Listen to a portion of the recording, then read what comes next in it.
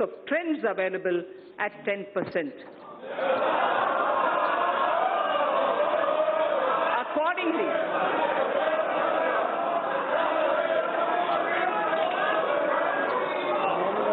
we have estimated.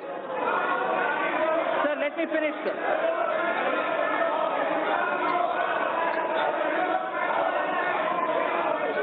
So we have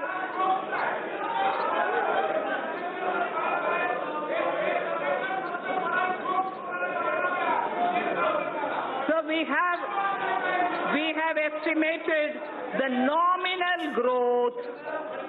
We have estimated the nominal growth of GDP for year 2020-21 on the basis of trends available at 10%. Accordingly, receipts for the year 2020-21 are estimated at 22.46 lakh crores. And keeping in mind commitment of the government towards various schemes and the need for improvement of the quality of life, level of expenditure has been kept at 30.42 lakh crores. Sir, during the year, government has unfailingly worked towards keeping up capital expenditure. Actually, there is substantial enhancement. All the flagship schemes of the government have been fully provided for. Details may be seen in the annexes to the printed copy of my speech. Every budget must appropriately address the issue of fiscal deficit.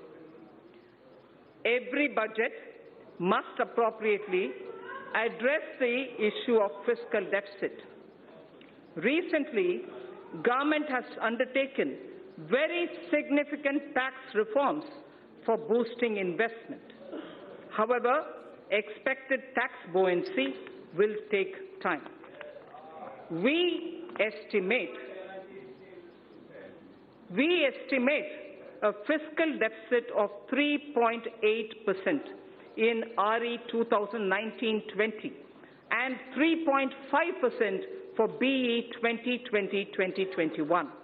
This estimation is consistent with the government's abiding commitment to macroeconomic stability, and it comprises of A, 3.3 for year 2019-20 and 3 for the 2020-2021 budget estimate, and B, Section 4.2 of the FRBM Act, which provides for a trigger mechanism for a deviation from the estimated fiscal deficit on account of structural reforms in the economy with unanticipated fiscal implications.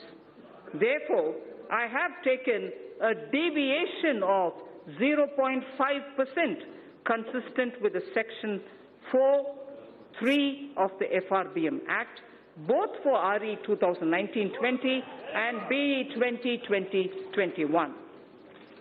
Accordingly, the return path is being laid before the Parliament as a part of the medium-term fiscal policy cum strategy statement. This fiscal path commits us to the path of fiscal consolidation without compromising the needs of investment out of public funds. Accordingly, net market borrowings for the year 2019-20 would be 4.99 lakh crore, and for the year 2020-21, it would be 5.36 lakh crores. A good part, this is very important, sir, a good part of the borrowings of the financial year 2020-21 would go towards capital expenditure of the government that has been scaled up by more than 21%.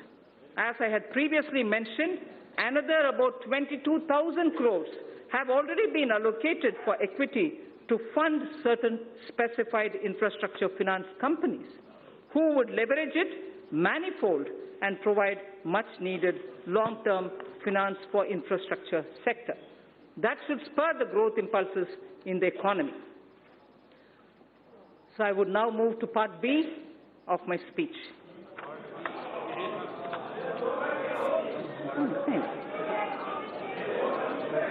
Thanks. Direct tax. Thanks. No, thanks. Sir, Part B of my speech starts with direct tax, sir.